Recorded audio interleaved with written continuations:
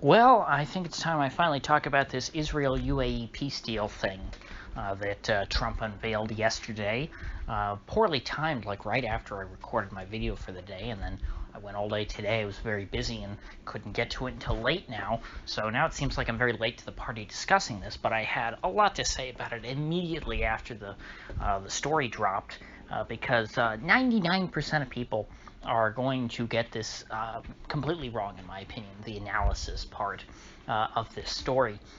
Because people are, talking about it and, focusing on Israel and the UAE, which is easy to do because those are the two countries in the headline.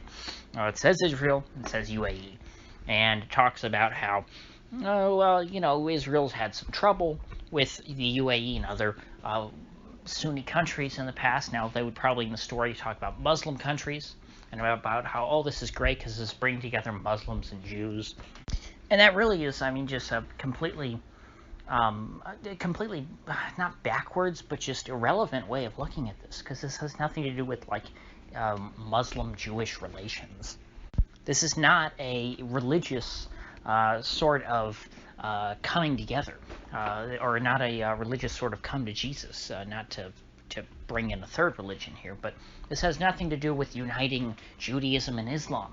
These were two states coming to terms with one another, saying that, we recognize each other as legitimate actors on the world stage, and basically forging the path towards a future partnership. All of this about, trying to bring, Islamic UAE tourists to Jerusalem to pray at the Al-Aqsa Mosque and other holy sites. Sure, that's fine, and I'm happy that it happened. I'm not saying it's a bad thing or anything like that. I think it's all well and good that these countries want to mutually recognize each other as existing, even though, I think that the whole diplomatic tradition of not recognizing countries you don't like is just stupid, because either a government exists or it doesn't. It's kind of like with the whole Israel having its capital in Jerusalem. Well, they have had their capital in Jerusalem for many decades now. It doesn't matter that other countries don't recognize that. It's dumb that it's considered such a significant thing that the President of the United States would recognize it. It's a fact that Jerusalem is the capital of Israel, just like it's a fact that Israel exists. So I think all of this, diplomatic talk about recognition and whatnot, mutual recognition, is just dumb. And so with that said, considering that I've kind of poo-pooed a lot of what people consider to be the great benefits of this agreement, what is the significance of it? Why would I want to talk about it so much? Well, the answer is that this agreement has much more to do with Iran than it does, it has much more to do with the relations between Israel and Iran and the UAE and Iran than it does between the relations between Israel and the UAE. You see, people who are focusing on sort of the Arab-Israeli conflict and trying to contextualize this agreement in that tradition are really missing. They're missing the point of what's going on. The Arab-Israeli conflict is pretty much settled at this point. Israel is no longer really in conflict with the Arab states. Obviously, they're in conflict with the Arab Palestinians who live in the territory that they control. But the Palestinian cause has been largely, I guess, sidelined by the other Arab states because it really doesn't suit their interests. You see, it's not like the Arab monarchies plus Egypt and can't think if there's another country. I guess Egypt is the only other one I'm thinking of. It's not like all these countries, have been against Israel because they just want to stand up for the private property rights of the Palestinian Arabs. They largely sided with the Palestinians and tried to do things to sort of advance their cause because basically it furthered their own personal interests, whether that be riling up their own political base at home or they had some other reasons that they didn't like Israel. For example, Cold War tensions back then.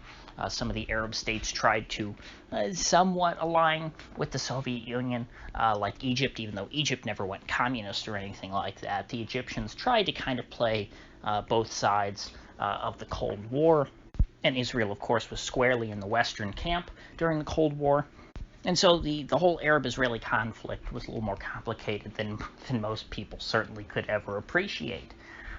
And so what's changed, since then? Why the Arab-Israeli conflict really isn't relevant in the context of this agreement between Israel and the UAE is because since then, the focus has shifted really from sort of the Arab-Israeli tensions that existed back then towards the focus now is more on tensions with Iran. All of these countries, Israel, the UAE, Saudi Arabia, all the Sunni states really are, except for maybe Egypt, I guess. But certainly the Sunni monarchies, Saudi Arabia, the UAE, they're very much focused on Iran. And they share that in common with Israel. And so these days, they have more that they can agree on with Israel than what they disagree on. As far as Saudi Arabia and the UAE are concerned, what happens to the Palestinians isn't really relevant to them, in their little fiefdoms. What they would much rather have is, have Israel as an ally against, the much hated Iran. And of course, who else is not a fan of Iran, but the U.S. national security state. And so it seems to make perfect sense that the U.S. could broker some kind of great deal of friendship between Israel and the UAE. The foundation for strong relations between these two countries was already there. They really had, every incentive to work together and to be nice to each other as far as their foreign policy goals are concerned. And the, status quo of poor relations between the two countries was really a relic of days gone by. Because I believe it was all the way back in the mid-90s that Israel started shifting its attention away from the Sunni Arab states and towards the Shia threat in Iran. Now, I don't know necessarily what they feel the threat is, since Iran's pretty far away. My personal opinion is that the Israelis thought that rather than trying to be so hawkish against the Sunni Arabs, who completely encircle them all the time, they would much rather focus attention on Iran to gain the friendship of the Sunni Arab states. So that, because the Sunni Arab states never liked Iran for, historical reasons. Even under the Shah never got along well with the Sunni monarchs. And so now, with Israel being very hawkish against Iran, it gives Israel something to, pal around with the Sunnis over. It gives them all something in common. Israel essentially, was joining their club. And in doing so, has been able to pretty much make peace with them, although not officially.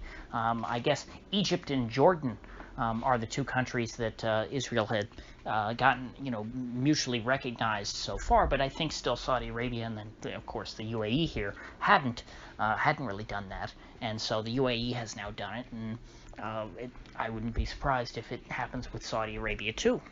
Oh, and don't forget Kuwait. So I do think this deal is significant. It's not a non-issue or anything like that. It's not something that shouldn't be studied. It's just that it's not significant for the reasons people say it is.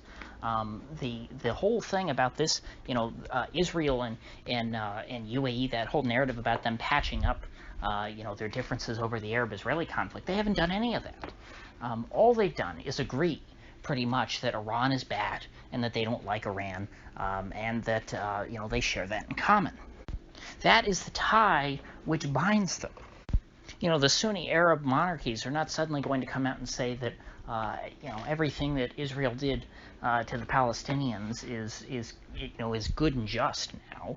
They're not doing that. It's just that they have other priorities, and that whatever happens, with the Palestinians and what happened to them. What was it? 70 years ago almost? No, I think it's been about 70 years now. That just to them is no longer relevant. It's ancient history at this point. And so they want to move on and focus on the Persian menace.